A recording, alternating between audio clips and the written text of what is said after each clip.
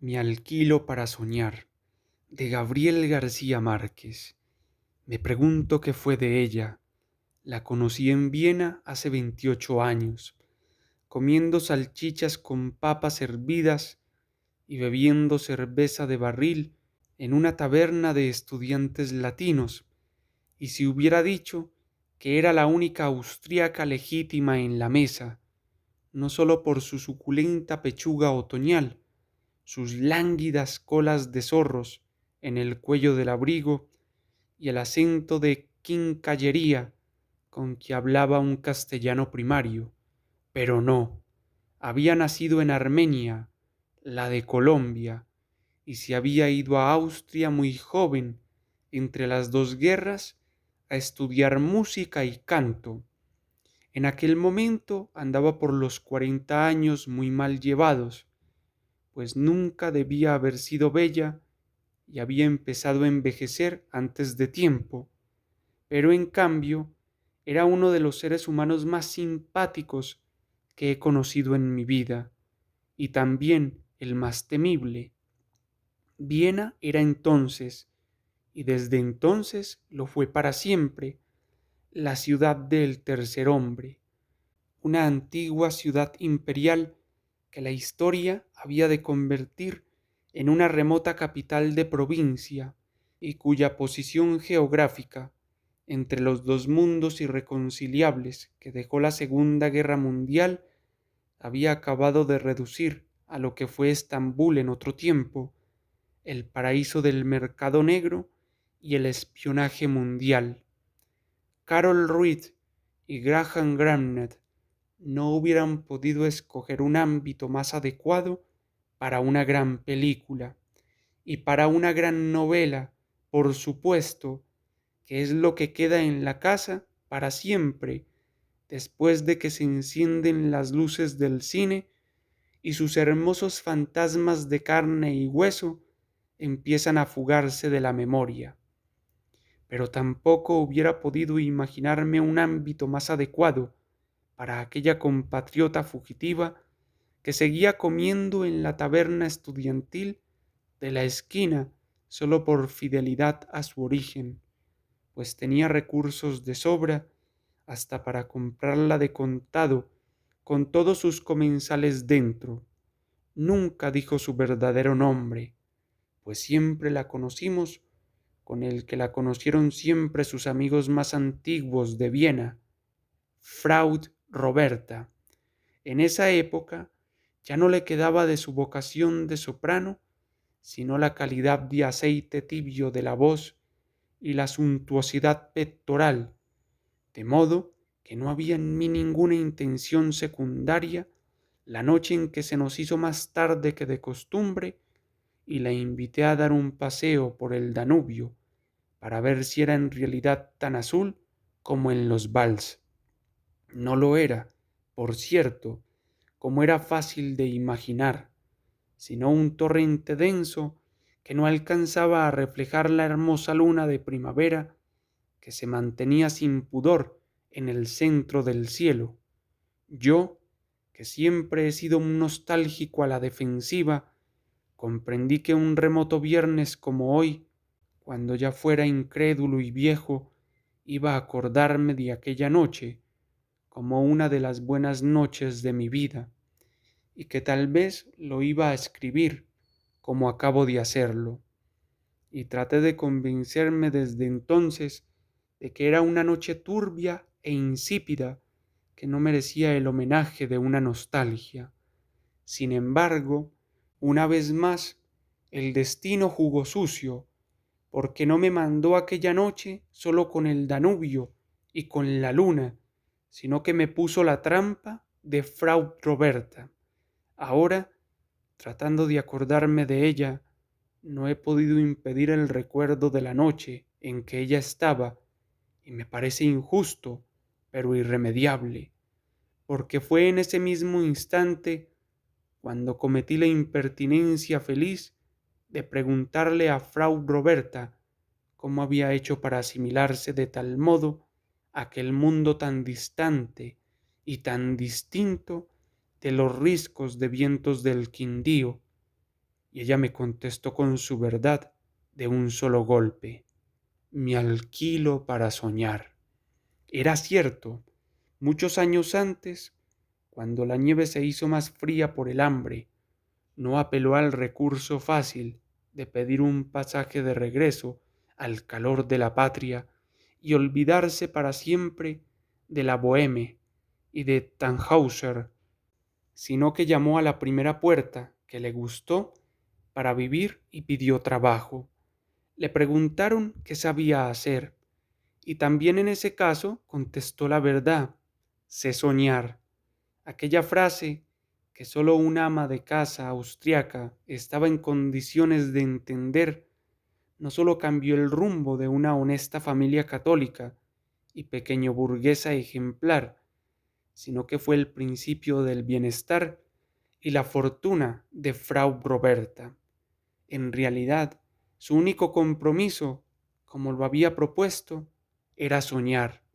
No le costaba ningún trabajo, porque sabía hacerlo muy bien desde niña. Era la tercera de los hijos de un tendero próspero de algún pueblo cercano de Armenia, de cuyo nombre tal vez no quiero acordarme por prudencia, y desde que aprendió a hablar, instauró en la casa la buena costumbre de contar los sueños en ayunas, que es la hora en que se conservan más puras sus virtudes premonitorias. Una vez, a los 7 años, soñó que uno de sus hermanos era arrastrado por un torrente, y la madre, que todo lo creía, le prohibió al hijo lo que más le gustaba, que era bañarse en la quebrada. Pero Frau Roberta, que quién sabe cómo se llamaban aquellos tiempos prehistóricos del viejo Quindío, tenía ya desde entonces un sistema original e intransmisible de interpretar los sueños. Lo que ese sueño significa, dijo, no es que se vaya a ahogar, sino que no debe comer nada dulce.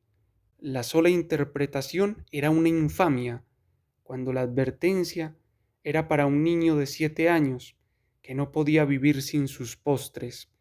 La madre, que nunca puso en duda la facultad adivinatoria de la hija, hizo respetar la advertencia con mano dura, pero un mal día el hermano señalado se atragantó con una bola de caramelo que se estaba comiendo a escondidas y no fue posible salvarlo de una muerte atroz por asfixia. Frau Roberta no pensó nunca que aquella virtud pudiera ser un oficio, hasta que la vida la agarró en Viena por la garganta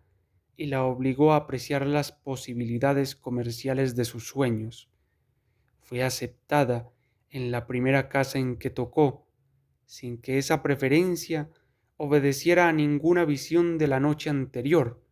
como sería fácil pensarlo, porque su facultad tenía un límite,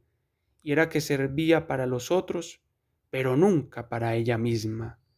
Empezó con un sueldo modesto, apenas suficiente para los gastos menudos, pero le dieron en la casa un buen cuarto y las 3 comidas, sobre todo el desayuno, que era el momento en que toda la familia se sentaba a conocer, dicho por ella, según los sueños de la noche anterior, el destino inmediato de cada uno de sus miembros. El padre, que era un funcionario importante de la administración de correos; la madre, que era una mujer alegre y apasionada de la música de cámara romántica; y 2 niños de 11 y 9 años. Todos eran muy religiosos y por lo mismo propensos a la superstición vergonzante, y todos, hasta los niños, tenían el sentido del humor del padre, que recibió encantado a Frau Roberta en su casa. Es un placer, le dijo, conocer a la única persona en este mundo que trabaja durmiendo. Se quedó para siempre. Durante muchos años, sobre todo en los más tremendos de la Segunda Guerra, cuando sus sueños se llenaron de obuses que significaban amenazas de dolencias hepáticas y de aviones en llamas que significaban domingos apacibles, o carnicerías de trincheras que significaban tesoros escondidos en algún lugar de la casa. Por esa época soñaban tanto los miembros de la familia que ella hizo un esfuerzo sincero para aplicar su método de interpretación a los sueños ajenos,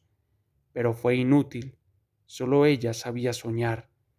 de modo que con el tiempo solo ella podía determinar a la hora del desayuno lo que cada quien debía hacer aquel día y cómo debía hacerlo, hasta que su voluntad terminó por ser la única admisible en la casa. Su dominio sobre la familia fue total, y aun el suspiro más tenue tenía la raíz en su almohada visionaria. Por los días en que la conocí, había muerto el dueño de la casa, liberado para siempre de la esclavitud del correo por una cuantiosa herencia que recibió al final de la guerra, y había tenido la elegancia de favorecer a Frau Roberta en el testamento, con la única condición de que siguiera soñando para la familia hasta donde le alcanzaran los sueños. Mientras me contaba esta historia maravillosa, frente al Danubio espeso, no pude reprimir la sospecha de que Frau Roberta era tal vez la estafadora más feliz y original de cuantas habían pasado por el mundo, y se lo di a entender del modo más delicado. Lo único que quisiera, le dije, es saber si es verdad que usted sueña. Ella me envolvió con una mirada de compasión. Es verdad, me dijo sonriendo, y por eso he venido esta noche, para decirte que anoche tuve un sueño que tiene que ver contigo. Debes irte enseguida y no volver a Viena antes de 5 años. En el primer tren de la madrugada, por supuesto, me fui para Roma. De eso hace 28 años, como ya lo he dicho, y todavía no he vuelto a Viena.